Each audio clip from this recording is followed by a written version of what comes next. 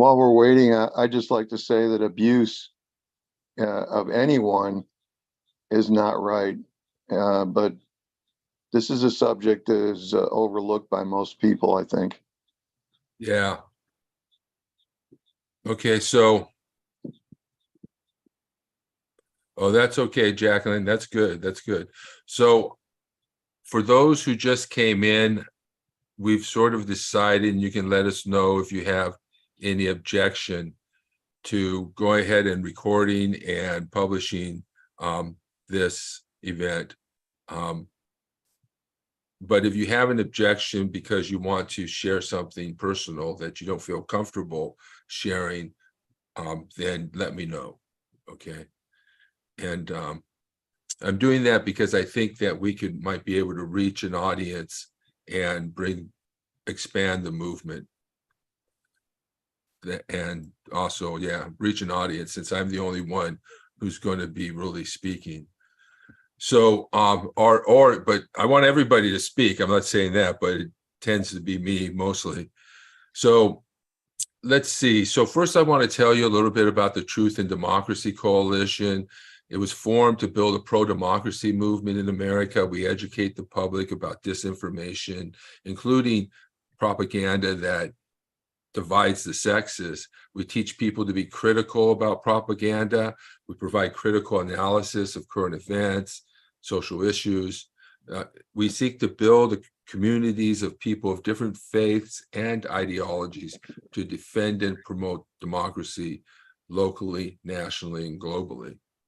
And I want to tell you about a couple upcoming meetings. On August 20th at 2 p.m., we'll have our second Jan 6 Remembrance Event Planning Committee meeting. We're planning on putting on an event in Whittier, and we're helping people put on events in other parts of the country to remember what happened on January 6, 2021.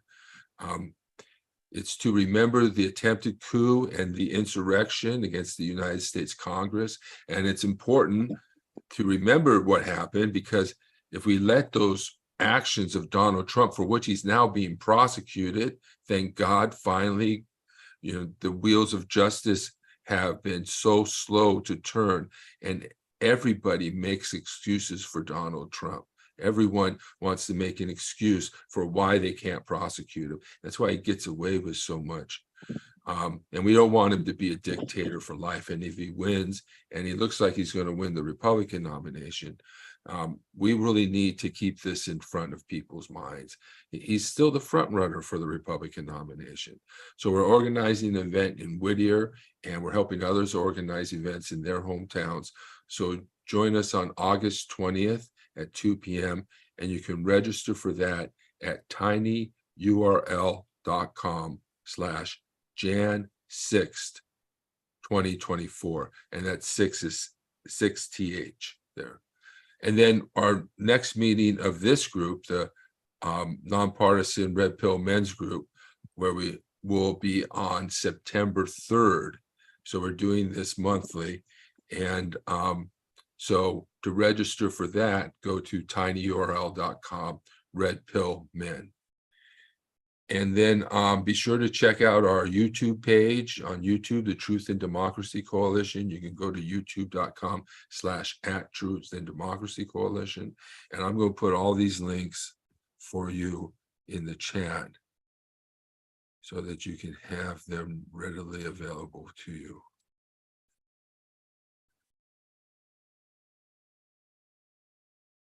So you're here to listen. Okay, all right, sounds good. Thank you, Jacqueline. Okay, so I think I'm going to want to share my screen here.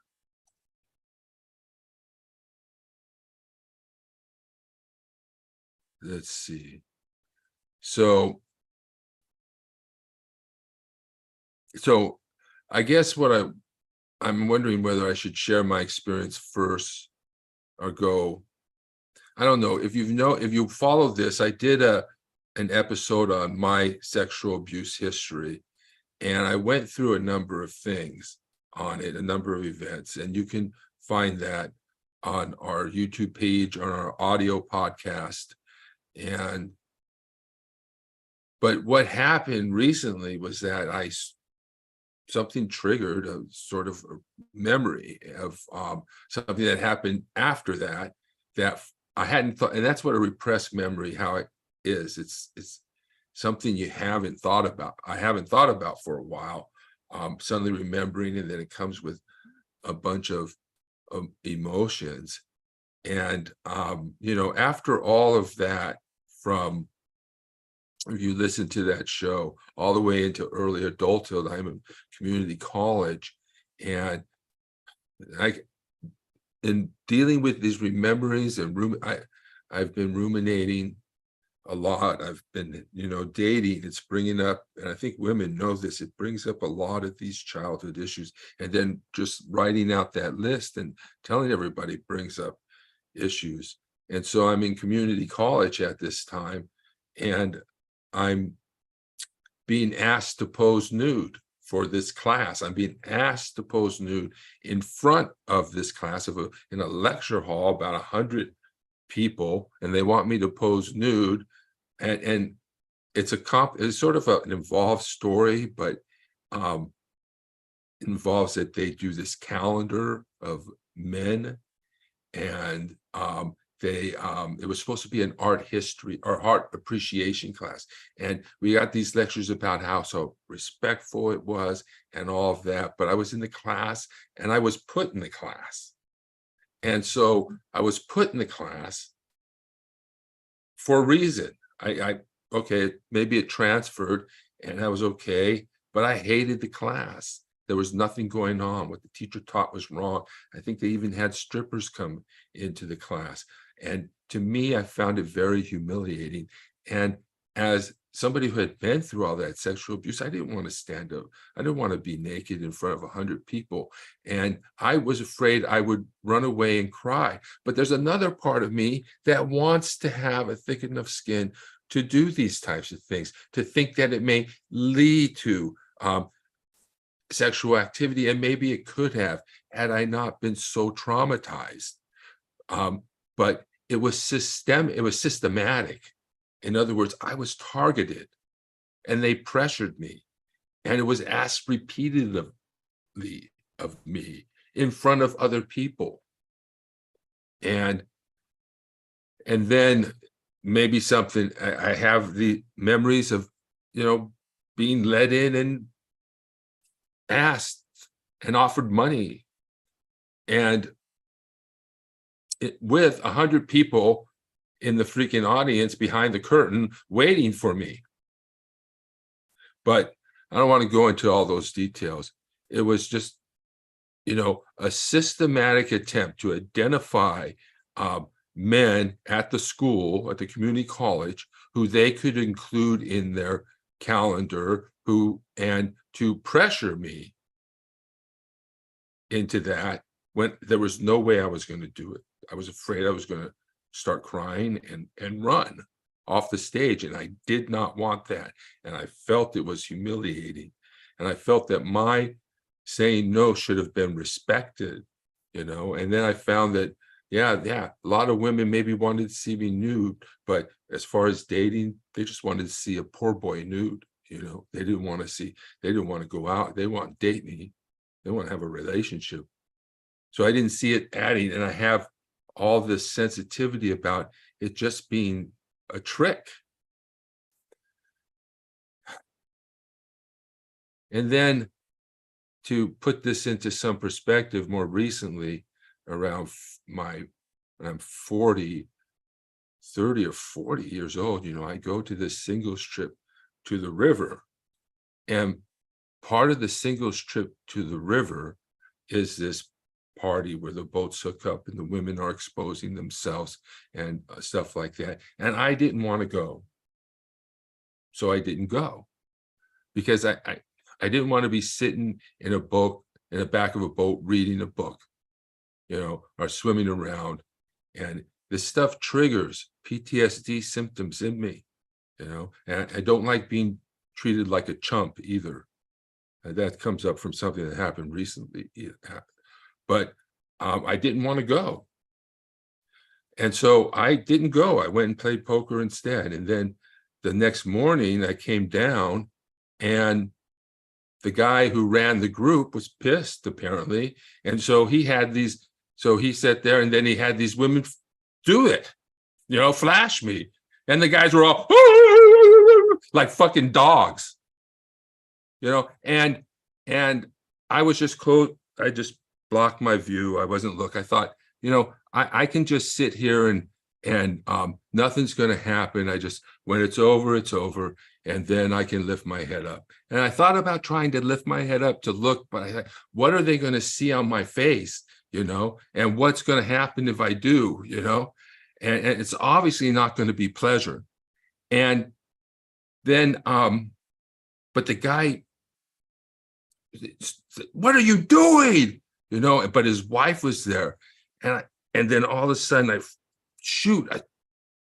couldn't stop the tears from coming. I couldn't stop myself from crying. I even couldn't stop myself from letting out a short wail.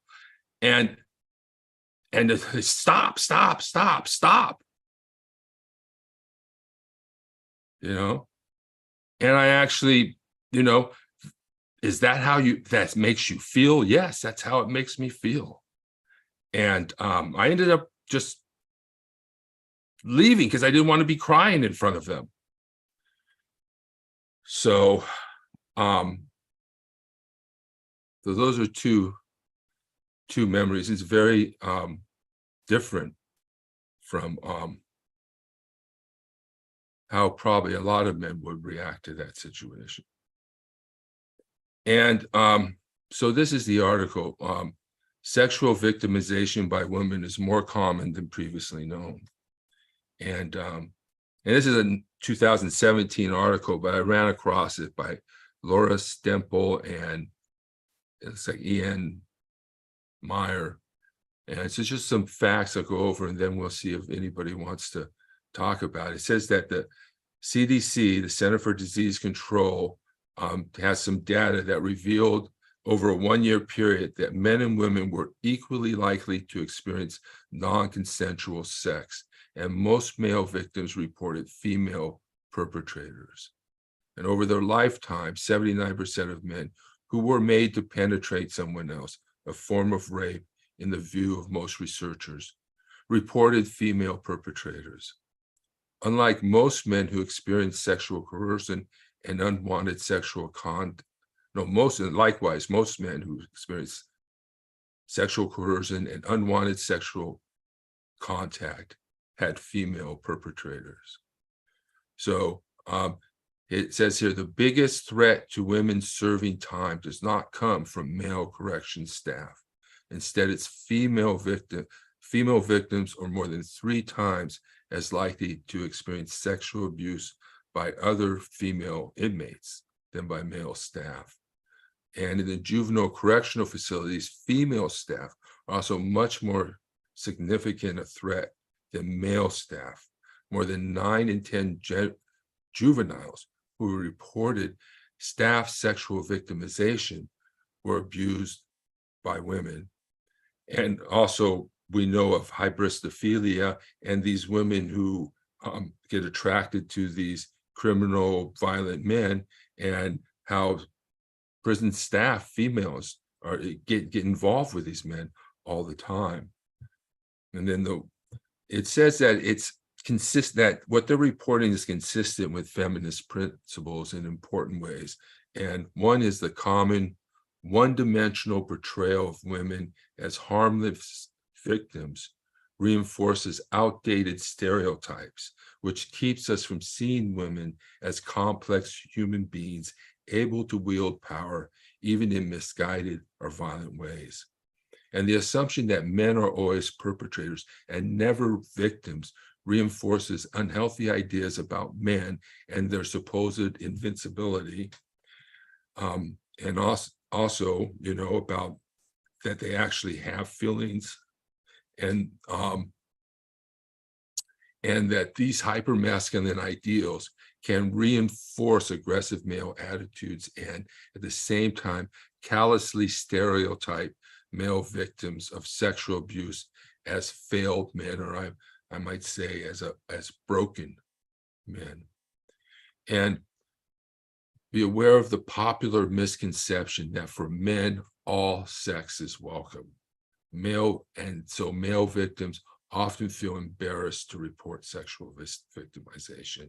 And if they do report it, they are frequently met with a response that assumes no real harm was done. And that's so true about that. And I can think of a recent event where, every time you go someplace, you're subject to being solicited. There's always a woman out there who wants to. I went to a weed place just recently, and it upset me because the women want to show you the breast. The woman's shoving her breast in my face. And I look over at the tip jar; it's full, even with a wad of $20 bills. So I know what they're doing here. They're offering sexual services and laundering the money through tips. And I'm just going to a weed shop. It doesn't say strip club, and I don't go to strip clubs. I don't like them. And so, you can't go anywhere without some women sizing you up for your money or seeing if they can turn a relationship into profit. So a study of youth, let's see, found that females comprise 48% of those self-reported committing rape or attempted rape.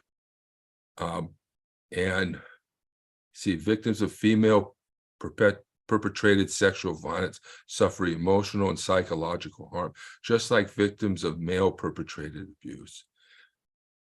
And when professionals fail to take victimization by women seriously, this only compounds victim suffering by minimizing the harm they experience. To thoroughly dismantle sexual victimization, we must grapple with its many complexities, which requires an attention to all victims and perpetrators, regardless of their sex. And like I said before, male perpetrated sexual violence came into public attention after centuries of denial and indifference, and men have changed and worked and tried to become more ethical in their sexuality and tried to become and more aware of their tendencies to victimize or take advantage of women. So we've done that, and women really haven't faced that in the way that men have been forced to face up to their sexualities. And attention to sexual victimization perpetrated by women should be understood as a necessary next step in continuing and expanding upon this legacy of making people aware of sexual abuse. Let me stop the share now. So does anybody, I see Jeffrey has his hand up. Raise your hand if you guys want to make a comment. It'd be real helpful. Go ahead, Jeffrey. Turn on your camera if you can, and go ahead and unmute yourself. This was before the speech, so never mind. Oh, okay. But I was going to ask the link for the YouTube, live stream. Let me get that for you. And other links too that you mentioned. Well, I did. Did I put those in the chat? Oh, I got them here. I never click that, and then I'll here's the link to the YouTube feed there. Okay. Any comments, any questions about that? Well, just like I say, but just because some women did that too doesn't mean all women are bad, right? Well, that's the myth of the good and bad women. There's obviously there are differences. There are women who are criminals and women who are not criminals, right? So there's obviously a lot of difference between women, but at the same time, obviously all women don't abuse boys. All women, I'm not sure that all women don't abuse men. I think we live in a pretty abusive system. I would say that. I'm starting to think about calling these things culture of prostitution. That's what we live in. And, you know, I didn't like being propositioned at that weed club, at that weed store. I didn't like that. I didn't like having to avert my eyes, because if I don't avert my eyes, right, I'm just some creep who took a cheap look and didn't want to give a tip.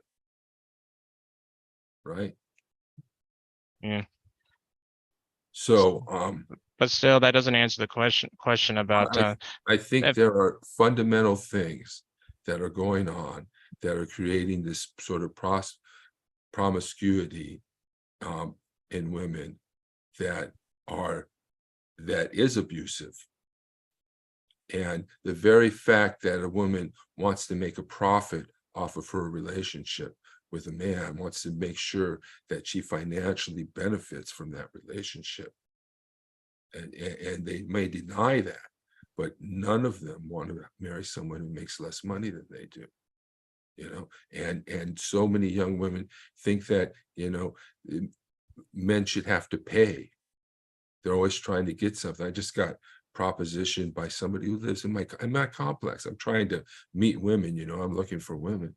And next thing I know, this woman wants me to pay $300 to have sex with her, you know. And I told her I didn't need to do that and a lot of other things, but, you know, I was upset by it, you know, because, you know, why do women think that they can do that? How many women out there are going to strip clubs, to male strip clubs, and having sex and interacting with the strippers? Oh, good. You know, how many women out there, you know, are using men for meals? How many women out there are dragging men through the mud for money? I mean, you know, is there this distinction between good women and bad women really just that sort of, what do you call it? I don't know if you call it a double standard, but sort of a myth, when actually all women are involved to some degree or another.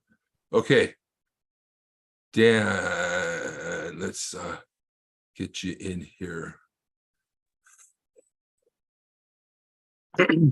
Well, I noticed in the comments, there's a guy named Jose Campos has a question. Okay. He has a question before I do. Okay, all right, let's look for Jose here. Where is Jose? I'm right here. Okay, are you on video, Jose? Yes. Okay, let me see if I can find you here. Okay. Jeez, I'm not finding you. Sorry. Anyway, go ahead and ask while I do this. I was hearing you talk about you your what happened to you and the encounter with that woman. And for instance, if I were to encounter a woman like that, what's the best approach I could, with respect, I could treat her and make her feel valued? Because I know those types of women's are they do that because they're not valued, or because they're missing some sort of love or something in them. What can I do to make that type of difference in that woman's life? I don't think, well, I'm not sure, Jose, that you're right about that. You know, as we know, people do things for various reasons, different reasons. Every individual life is unique in that regard. But at the same time, there are trends and there are patterns. And what we see in prostitution is not necessarily women's oppression. Sure, there's been women who have been forced into prostitution. Sure, there's trafficking and so forth and all of that. But a large portion, if not all of them, are doing that willingly. That's what they do. It's not oppression. That's what they do.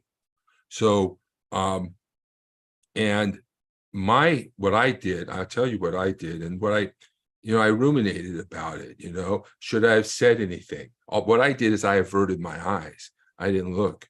And I think the other two women, treating me like a freaking chump, like I'm going to just lap them up and give them a bunch of money if they show me their boobies, and sort of pushing it on me, without really any concern about why I came to the store and what I really wanted.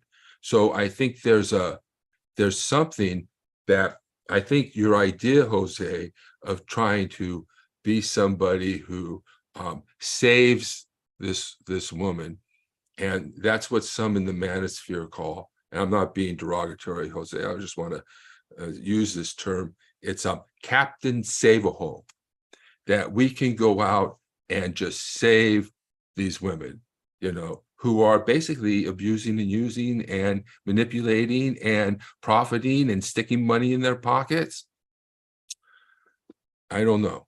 Yes, I totally understand what you're saying, and I do realize the manipulation that type of women are, but that's I was referring to as in just like an encounter where just like without even wanting to, you're walking down the street and this woman approaches you and this and that. How can I make that difference in her life and make her feel like a valued woman, and that she's well, that she's not just trash or a hoe, or like I'll be a Well, good man. I don't know if I explain myself. well, I can tell you that one of the problems I faced in that situation is what I ruminated on afterwards was what I wanted to say and what I should say. You know, how am I going to phrase this? What am I going to tell her? I'm going to tell her, you know, I didn't come to a strip club, and I don't appreciate being propositioned and solicited, and you know, and without saying, you know, I'm sick of a bunch, you know, or calling them names or doing something, because if I do something like that, then they'll write it off. They'll continue doing what they're doing, you know.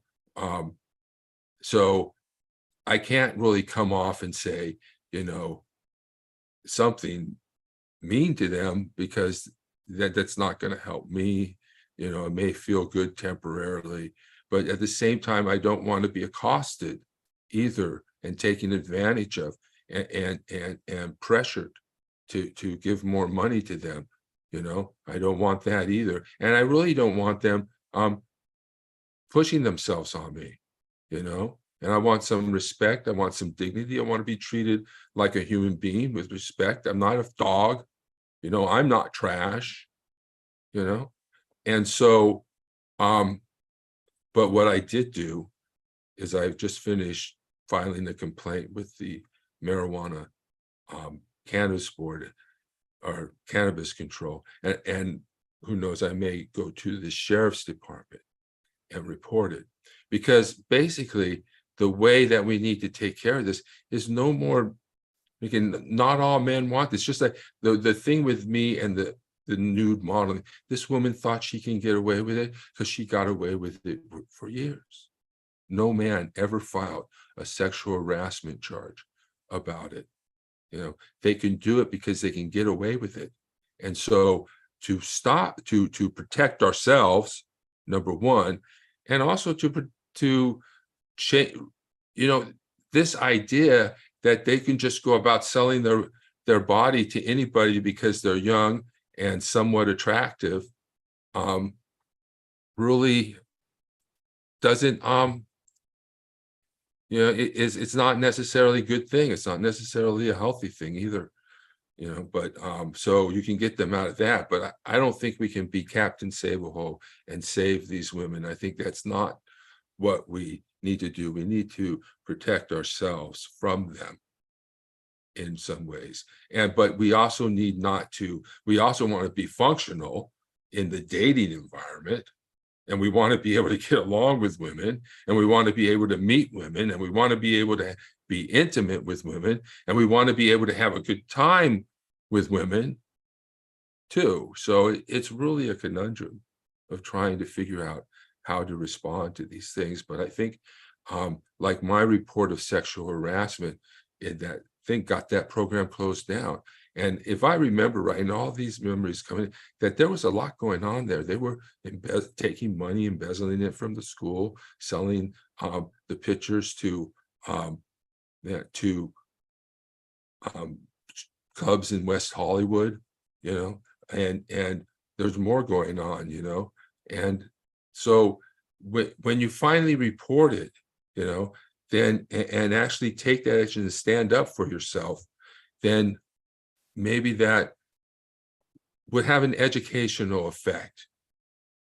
It's not just you can sort of rock up and flap your boobs in front of a guy and he'll give you money, and that's what he wants, to be accosted, because everyone, women can expose themselves and not face any criminal penalties at all. And men, however, if they expose themselves, they're going to jail, they're being outed, they're going to get something on their ankle, probably. They're going to be restricted from being in their schools. I mean, the whole shebang comes on them.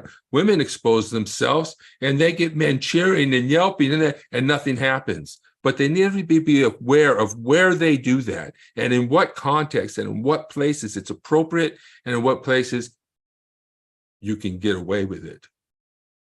So go ahead, Dan. Okay, boy, I'm not sure where to start. I had all kinds of ideas that popped in. Well, let me ask you this. I had a question. So in this art class you were taking, they asked you to pose nude. You refused, but then they kept persisting? Was it the class got involved? What happened? Like, I'm trying to figure out what it looked like. I'm just trying to imagine how it's kind of hard. they were. Okay, you know what? No, I can answer. I'll answer the question. Okay. So basically it was the instructor who was asking repeatedly. Was it in front of the class or was it in person? Both, but mostly in front of the class. After class, calling my name, asking me to post nude. And it wasn't just the instructor. There was a whole system. The counselor who put me in the class, the girls who came up to me and wanted to encourage me to be involved. She had a whole group of people that hung around because she did this stuff, who necessarily students, but they presented themselves as art aficionados. Right.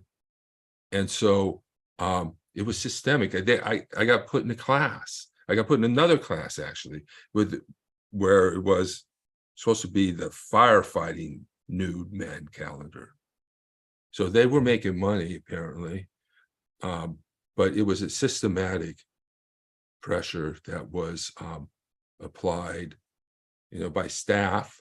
Staff was involved, and also, some students recruited, involved, maybe including my ex-girlfriend, but all the details are kind of foggy. But that's basically what it was, repeated asking. And the thing I remember being repeatedly asking, then because I had to drop out of school at that time for other personal reasons, I specifically remember saying, "Oh, you're dropping out because I asked you to pose nude right there in front of the class," And so that's how that went down. That's wrong. It's very presumptuous. It's very humiliating to take such a personal thing and put it in front of the class. So she was wrong there to do that. Yeah. I'm not sure why. I mean, it's okay to ask. I mean, you can refuse, and so it should just end there. So I'm not sure why persisting what was going on there, what kind of dynamic, why they just didn't ask the guy in the class unless you were the only few men in the class, which could be the case. I don't know. They don't want any man. They don't want just any man. They're making a calendar. They're selling it to gay men in West Hollywood. They're targeting men. They want particular men, not just any guy in the class. Any guy won't do. So what comments you have? I can't hear you now if you're talking. Can you hear me now? I can now. Yes. Okay. All right. Well, okay. So men and women are very different in terms of their sexuality, what's attractive and what's not attractive. It's probably, it's evolutionary based. I'm very sure of it. And I mean, women women take a risk when they have sex that they might get pregnant, right? And so, will the guy stay? Will he not? That's like a big question. So women are very careful about who they approach, and women they're looking for someone that is going to be reliable and also very, but they're also looking for strong men that are strong in some way. It could be a very crude way. It could be a very the jerk. The jerk doesn't care who he offends. There's something kind of attractive about him, in that he's a force of nature. He doesn't care.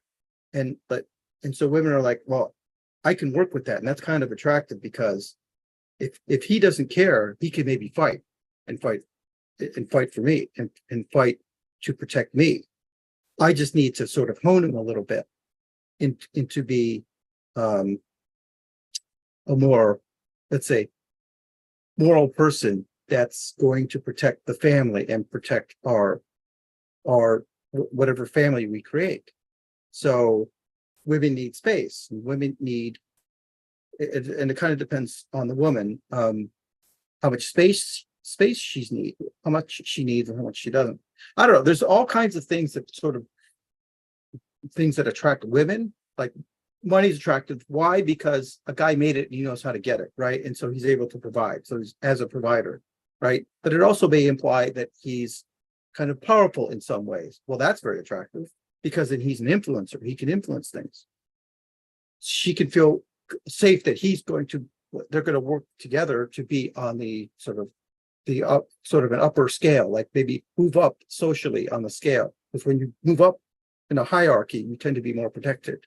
And so women are they are basically looking for protection for themselves, even for childbirth. A woman's not going to give birth if she doesn't feel safe, in an environment.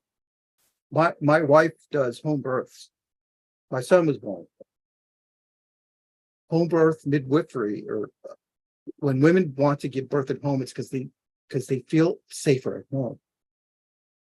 Now, some women don't feel that way. They feel safer in a hospital because they feel like doctors are better experts. It's not necessarily true, but they feel that, so they will go there. Because a woman won't be able to give birth, she's going to. It has to do with physiology, and has to do with psychology, it has to do with emotionality. So, if a woman, especially when a woman goes into transition, which is about when she dilates to 7 or 8 centimeters, she goes into a thing called transition, which it's just a physiological, her brain changes, things change in her mind about what's going on. And she's like, I need to focus, and I need to feel like there's people around me, I'm protected. Usually other women. If there's other men there, she won't give birth. This is why male midwifery doesn't work, even though it's being pushed by other politically correct people. But anyways, I'm rambling now, so I'm just threw some things out there. Tell me what you think. Anybody? Right. Yeah. Yes. Anybody raise their hand. Welcome those who've come late. Right now we're in a minute discussion about women who abuse men. We haven't gotten to the book yet, but I don't think we will, given it's 42 minutes after. But how long? What's the waiting period? What's the waiting period? We have to go through some waiting period, which seems to be part of it, that women need to feel comfortable, so forth and so on. What's the waiting period to have sex or to have sexual activities for a male stripper? It's the amount of time it takes for his pants to hit the floor. And so women are capable of casual sex. There's no doubt. It depends on the man. Which men are they willing to have casual sex with, and which are they not? And there's a lot of this story about women and their nature and how they need provision and protection, right? But this is over the top. This is not that, not in this society. Certainly it may come from a Neanderthal era type of ancient era sexual evolution. But if we think about it, most women don't need a man for money, and yet they still cannot countenance a man who makes less than them. And they will deny this, but it's true in many ways. And maybe some women will. I know my mother married a guy who made less than her, who had less than her, invited him to live in her home. But most women expect a man my age to have a home, to have a new car, and to have an actual house rather than a condo, and to be able to spend hundreds of dollars on events and stuff, not to really be on that tight of a budget. So that's sort of what these women expect. And so they're seeking to make profits off the relationship. I mean, this is not, oh, I need protection, I need provisioning, this is, I want to make profit, I want to take advantage of and exploit, and I want to have my cake and eat it too, and I want to walk away whenever I'm done, So it's not a parity between the need for protection and provision and the actual things that women are doing and demanding to take advantage of and exploit men for their money. Does that make sense? Women statistically tend to marry at their level, sociologically or hierarchically speaking, and up, and men tend to marry women at their level or below.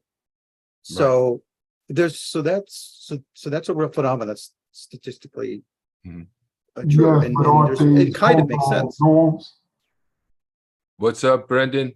Aren't these cultural norms though? Like, for example, obviously African American, and Right. in our communities, for the most part, a lot of women marry at the economic level or down. Okay, what did you say there, Brendan? Most women in your community? Is Yeah, that- yeah, marry at their economic level or underneath their economic level. Yeah. You know what Yeah, I mean? So in other words, it's more sisters that have degrees than there are brothers that have degrees. Yes, that's actually So those right. sisters with the degrees, either they're not going to have a man, or they're going to have a man who's didn't have the same spending power that they have. They don't make as much money as they have. So this thing is divided into culture, Right. more than it is just this. I don't know if it's cultural. I think it's more biologically based. Women who are CEOs at the top of their professions, in terms of, say, being a lawyer at a law firm, tend to be single. The men at the top tend to be married and tend to have families. Women feel safer with the man that can be that kind of aggressive go-getter and provide for the home, even though he's away a lot. Now, not all women go with that and don't like it, and it puts a lot of hardships on the family because the guy's away for so long, and it sort of eats at the marriage. But women tend to that if you just reverse the roles, the woman's the go-getter and is the one that tends to go to the top of the organization, in, let's just say, in corporate life or whatever, or in government, doesn't matter, tend to be single. And it's because they're spending their time not being able to help foster the relationships because they're so embedded in their career, but but statistically speaking, they tend to be very miserable in that. It's a very lonesome thing. A lot of women just drop out after that point. Like when they hit like 29 or 30, they're like, wait, what the hell am I doing? I'm single, I have no prospects, and I'm making a lot of money. That's great, but there's something more missing here. And so there's a lot of women who will chase that career, and they have deep regrets when they figure it out too late that this is the thing that doesn't make them happy. Women love to foster relationships. Women are interested in other people. Men are interested in things. And therein lies the real difference between men and women. No, it's one of the differences, just like a lot of others. But I don't know. I'll throw that out there and let you guys chew it So up. what I would say, And ladies too. yeah, in response to both of you, is that I understand, black men were obviously terribly oppressed, and they had low paying jobs if they could get a job at all. But black women were always employable. Black women could always work in domestic service, and they did, right? So Is her that mother wasn't domestic, right? But she made more money than both of her husbands, right? Right, right? And the second husband, he became a fireman. right. At the So, time of their divorce, she was still making more money than him, though. right. So, yeah. So this is modern times. So this is more modern times. Back in days of after slavery, post slavery, the black men were downtrodden, but women could work. Women could make money. So this sort of idea that black women will marry black men who don't make as much money, because there's this understanding, in a sense, that there's been oppression. Now, that's not going to always the case, and certainly there are a lot of black women out there who are trying to make a living off of men, and in one way or another. Absolutely. Yeah. But I can see why in the black community there might not be as much. They've gone a little further than right now. Women are still in their hypergamous type of ways that they're unconscious about and not aware of, and so they can't marry someone who makes less of them. So they can't marry anybody because they make more than most men, or so. And they're going to have to come to the reality that regardless of what their hypergamy tells them to do, this is a system in which we are working towards equality, not one that we're working towards inequality. And so they're going to have to make some changes and recognize. And so that's where the consciousness and awareness building comes in. Hey, the guys don't make $100,000, first of all, and they don't make $100,000 at 20 years old. And young women need to recognize that if they want to go out with a guy who makes $100,000 or more, right? That they're going out with 30 and 40-year-olds, while young men have nobody. Young men are celibate. Young men have no affection, no love, because all the women are trying to hit the jackpot. Mhm. And so, but the main thing here is that women are going to have to come to a point where they recognize, and just like I have a girlfriend here, that one of my girlfriends here, who's older than me, has more than me, makes more than me. And the question is she inviting me into a real relationship when she doesn't want to introduce me to her family, when he has a separate life where she's single and available, where she can but she wants me to be exclusive with her. Of course, they all want you to be exclusive, but they all are still playing their hypergamy game. There's all still keeping an eye open, out there acting, in another life where she's single and available, So, by the way, don't give up exclusivity very easily, guys. Don't give that up, because it's the whole shebang, and you better so don't just jump into an exclusive relationship with the first woman who touches your wee-wee. So go ahead, Dan. Okay. Men, if you want to attract women, first, learn how to be a force of nature. Learn how to assert yourself, learn how to break things, destroy things, and learn how to build things. Be a force of nature. Be a person who can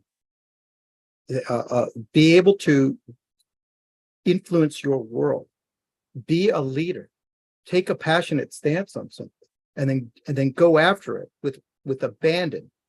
The only thing you're going to have to learn, once you've learned how to be a real force in nature, then learn how to temper it. Learn how to use that, because you can use that to truly destructive and evil ends. So learn how to blunt that force, or see to put your sword away when you need to, and learn how to do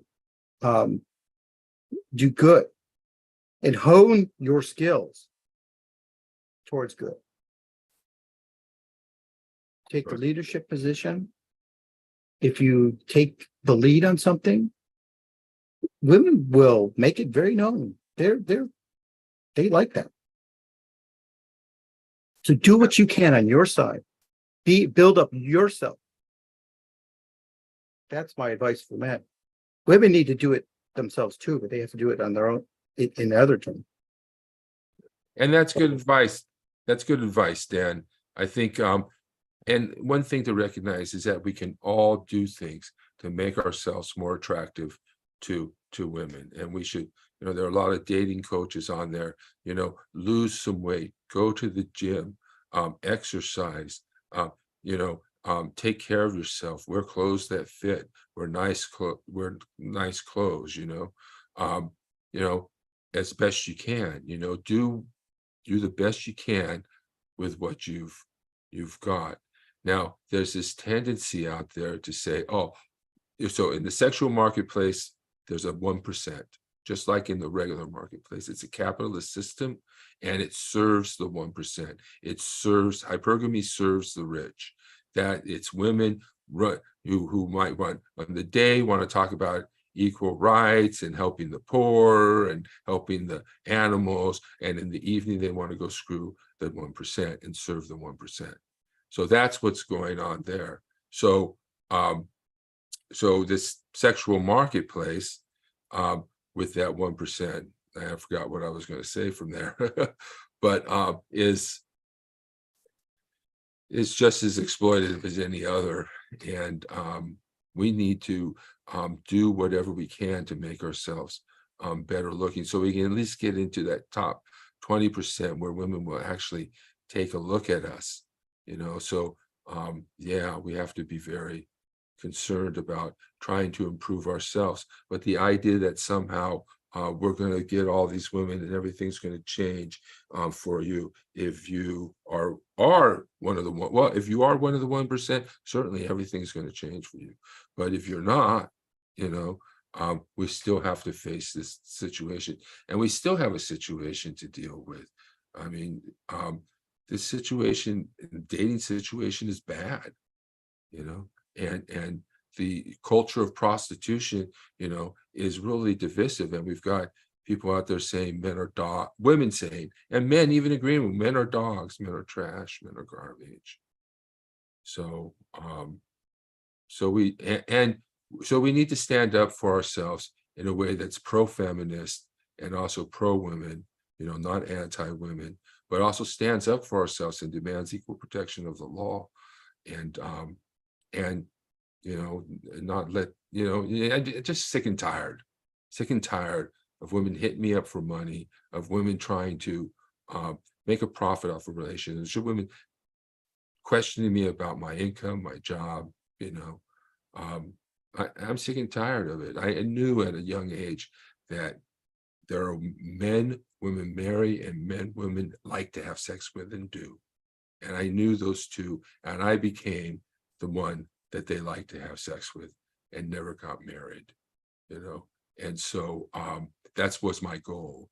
It didn't happen all the time. I gained weight and but because I didn't want, because what the heck, married women just go out and screw somebody else anyway. So why get married? Anyway, and I wanted to say to Rose, your question here, I know that a lot of those classes, they do have and they presented it like that. They had these classes where it talks about how respectful it is and how we did, but that's not how this program really was, and it's the Truth and Democracy Coalition.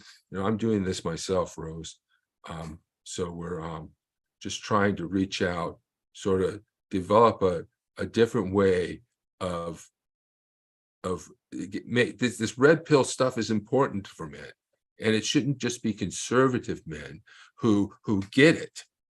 Liberal men can get it and still be liberal. In fact, I think the red pill was a liberal thing. It was, if you think of Austin Powers, he's not a conservative, but he was a red pill swinger. Swingers were liberals, so this red pill stuff doesn't necessarily have to be a conservative thing. And there's a lot of but it is important information for men so that they can understand what women are truly like. And we all have to deal with the issues. I have a lot of negativity that comes up around it, and men get angry when they first learn about it. And it's hard for men to swallow the red pill, but it's important if men want to have relationships with women that are not exploitative. Does that sound right, Dan? Well, I thought maybe you underplayed some of what I was saying. And in that I was saying that, like, if for men, you're not trying to be a force of nature in order to attract women. You're trying to be a force of nature and then learn how to temper it so you can be so that you can do good in the society and do good within your community and do good within your family and do good amongst your friends. And then from there, it's like the target is not to attract women. The target is just to be good, do the thing that you want to be good at or you're passionate at. Do those things. And if you get your life in order, if you're able to sort of carve a niche for yourself, women will be attracted to that. And you're not even really aiming at the thing. You're really not aiming at trying to attract women. Like, be someone in the community that people look up to. Be a leader. Be someone that takes the initiative on something. Because when you do that, that means you know how to influence your world. You know how to at least carve out a space for yourself. And when women see that, they know that, oh, maybe I can be a part of that and I can help with that. And help hone him in he's kind of a destructive. Young women tend to like men that are kind of, they can act like jerks. They can act, really arrogant or whatever, in the 20s or whatever. And it's like women are attracted because the guy has something, like he pushes, he's aggressive, he knows how to do. But it's like, if I could rein him in. This happened to my brother. My brother was out of control. My older brother, he was a tyrant. I in a family with three boys, I was the middle child, and my brother was a tyrant. And he was merciless until he met his future wife. His future wife, I couldn't believe. I fought him. My younger brother and I, he pit us between my younger brother and I. Sometimes my younger brother and I teamed up on him, but then he would like break that up and and like give harsh punishments. And then like he would try to manipulate one against the other. And it's like, and then he tried to do this against the parents until he met his future wife. His future wife was like, you're not doing that. And he listened to her because he loved her. They loved each other very much. So like women have a civilizing effect on men. And that's the precise role, I think, for women is that they can do great good, but you also have to be rooted in good. That takes a good upbringing. It takes good insight. And it's also I don't know. This country. Oh, we lost Dan. I think we lost Dan. The only way within the context of a virtuous and moral society. Now, I'm not saying that we have a perfect past. What I'm saying is there was some Judeo-Christian roots that really help foster what it means to be good. So, yeah, and I think you're right about that we need to focus on being men and doing good in the world and being leaders in our communities. And that's what my match profile talks about, being a leader in the community. And I think women are attracted to that, depending on what you're doing, of course. And so I think Dan's absolutely right about that. And that should be our focus, because our focus cannot be on chasing women. And as they say, if you're doing it right, women will chase you. And I find that to be the case. But yeah, and we have to focus on that, because basically, women are, don't put your life in the hands of a woman, you'll be disappointed. So try to do something good with your life and the women will come. I put this sign on in front of my bedroom, Temple of Love, in the hope that if you build it, they will come. So yeah, that's good advice. Thank you, Dan. So we've run out of time. Thank you, everybody, for coming. Sign up for our next group. I'm gonna put those links back in the chat. Let's see if I still have them here. No, I don't. All right. So try and register at tinyurl.com/redpillmen, and also register for our group to hold a remembrance ceremony in Whittier on January 6th next year, our planning committee. And that's at tinyurl.com/Jan 6th, 2024. I want to thank everybody for coming. Thank you, Dan, for being on the show and for sharing your insights with us. And thank you, everybody, for coming. Sure, anytime. Yeah, and thank you, everybody, for coming and participating in this. Eric, good to see you. Matthew, good to see you too. So, all right. Thank you, everybody. Bye.